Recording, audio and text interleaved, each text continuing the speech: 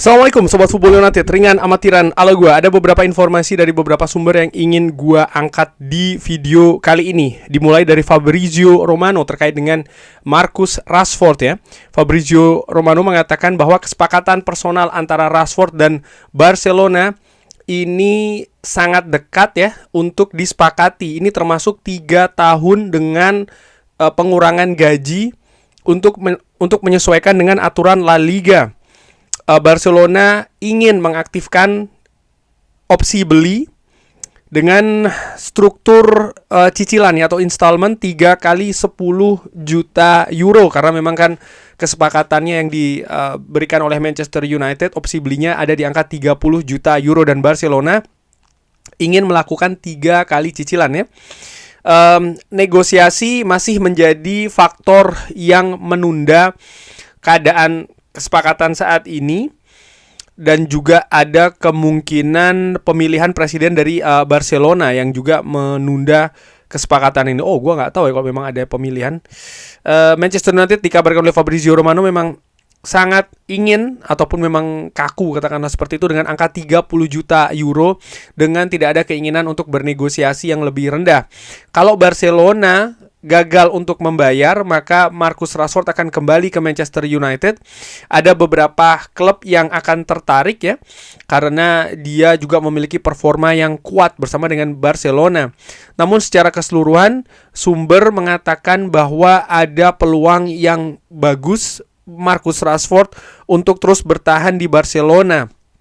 Walaupun ada juga beberapa laporan rencana-rencana backup ya, ataupun juga ketidakjelasan terkait dengan situasi finansial dan juga politik di Barcelona. Sebelumnya Andy Mitten, jurnalis dari The Athletic ini mengatakan kalau Barcelona gagal untuk menyepakati opsi beli 30 juta euro, maka Marcus Rashford akan kembali ke Old Trafford dengan 1 tahun tersedia di kontraknya. Tidak ada negosiasi, dan ya Manchester United sebenarnya percaya diri terkait dengan peminat ya untuk Marcus Rashford, di mana dia telah membuktikan kemampuannya di La Liga. Lalu Andy Mitten juga menjelaskan Manchester United ini menolak ya rumor kalau Michael Carrick ataupun klub menginginkan Marcus Rashford kembali. Jadi ini tidak betul dikonfirmasi seperti itu bahwa Manchester United ataupun Michael Carrick ingin Marcus Rashford kembali ke Manchester United.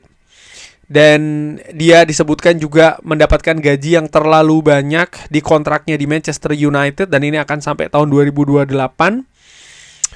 Oleh karena itulah memang Manchester United lebih dalam posisi untuk melepas Marcus Rashford, artinya menjual Marcus Rashford. Cuman menarik kalau ada situasi yang membatalkan kesepakatan ini dengan Barcelona, maka akan seperti apa keadaannya?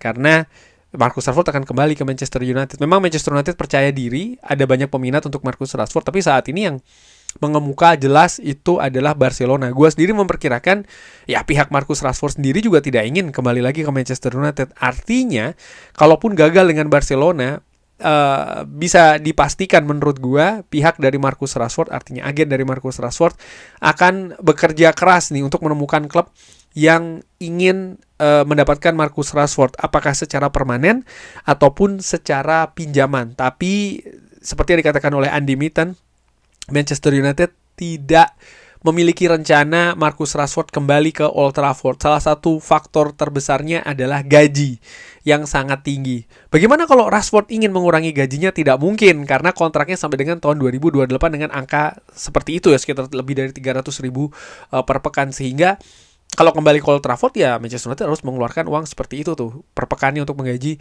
Marcus Rashford, di mana walaupun Manchester United dalam posisi ingin mendatangkan penyerang sayap sebelah kiri yang baru, tapi menurut gue bukan Marcus Rashford. Episode Marcus Rashford dengan Manchester United, begitupun juga sebaliknya, menurut gue sebenarnya sudah berakhir ketika Marcus Rashford ini dipinjamkan ke Aston Villa. Dan ketika bermain di Barcelona, di liga yang baru, di negara yang baru, di klub yang juga baru ya, Marcus Rashford nampak menemukan dirinya kembali dengan penampilan yang lebih baik daripada ketika dia bermain di Manchester United. Oke, kabar lainnya.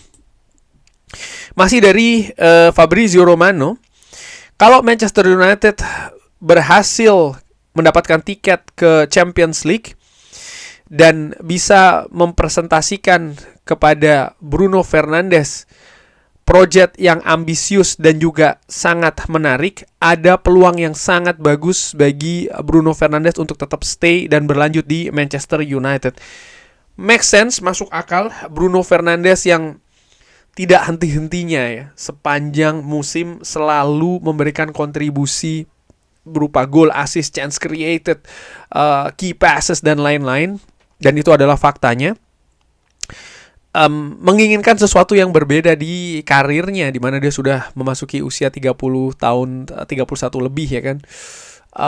Karena menurut gue kalau dia bermain di klub yang ukurannya lebih stabil, kalau ukuran klub besar ya, Manchester United sebenarnya besar, tapi artinya stabil dari sisi pengelolaan ya, manajemen yang lebih kompeten, situasi klub yang lebih solid misalnya, ya bukan tidak mungkin dia bisa mendapatkan trofi, tapi tidak dengan Manchester United. Namun demikian, di musim panas kemarin ketika ada godaan dari Saudi, Bruno Fernandes secara tegas mengatakan bahwa dia mencintai Manchester United dan dia tetap ingin tetap stay di Manchester United, dan itu yang terjadi.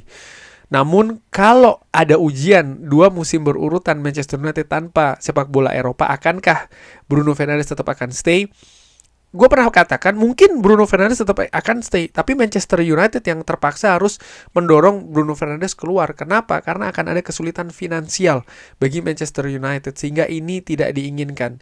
Terkait dengan ambisi project yang ambisius dan juga menarik ya, misalnya untuk menempatkan Manchester United bisa dalam posisi untuk mengejar gelar juara, ya ini juga tergantung, menurut gue bukan tergantung Bruno Fernandes, tapi banyak tergantung dari bisa atau tidak Manchester United mendapatkan tiket Champions League atau tiket Eropa untuk musim depan. Sehingga Sobat United bisa lihat ya betapa pentingnya, krusialnya tiket Eropa atau Liga Champions bagi Manchester United. Itu dia.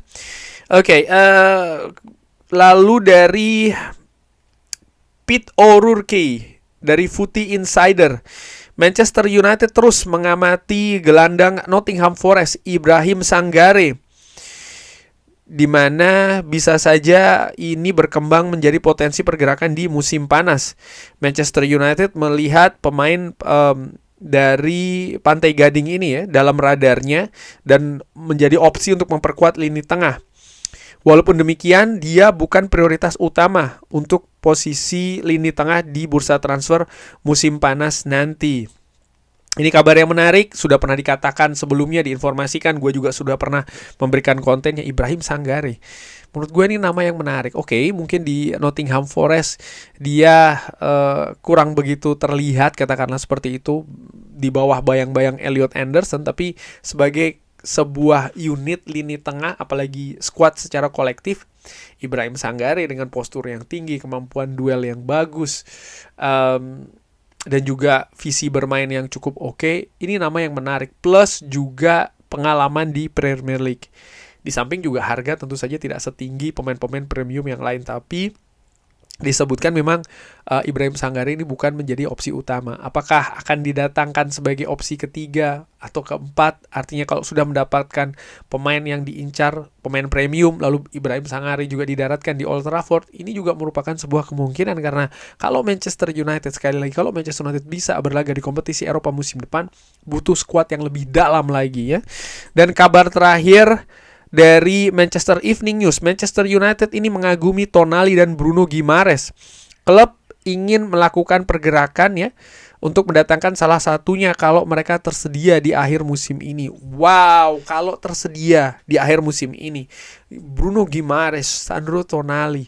Kalau katakan yang lebih tersedia, dari beberapa informasi yang ada, yang gua ikuti, Sandro Tonali nampaknya lebih memungkinkan dibanding Bruno Guimaraes. Walaupun Bruno Guimaraes juga merupakan sebuah kualitas dengan pengalaman yang bagus ya di Premier League, bermain bersama dengan Newcastle, menjadi kapten juga di St. James Park bersama dengan Newcastle. Kalau datang maka akan ada duo Bruno Guimaraes, Bruno Fernandes, lini tengah akan luar biasa menurut gua. Tapi tentu saja harga juga akan tinggi ya, karena dua pemain ini merupakan dua pemain yang berkualitas di Newcastle, dan Newcastle tentu saja tidak ingin kehilangan dengan angka murah. Tapi bagaimana menurut Sobat Football United kabar-kabar ini? Seperti biasa silahkan drop di kolom komen. Terima kasih sudah menyaksikan. Jangan lupa like, sholat, dan juga subscribe. Wassalamualaikum warahmatullahi wabarakatuh. Thank you.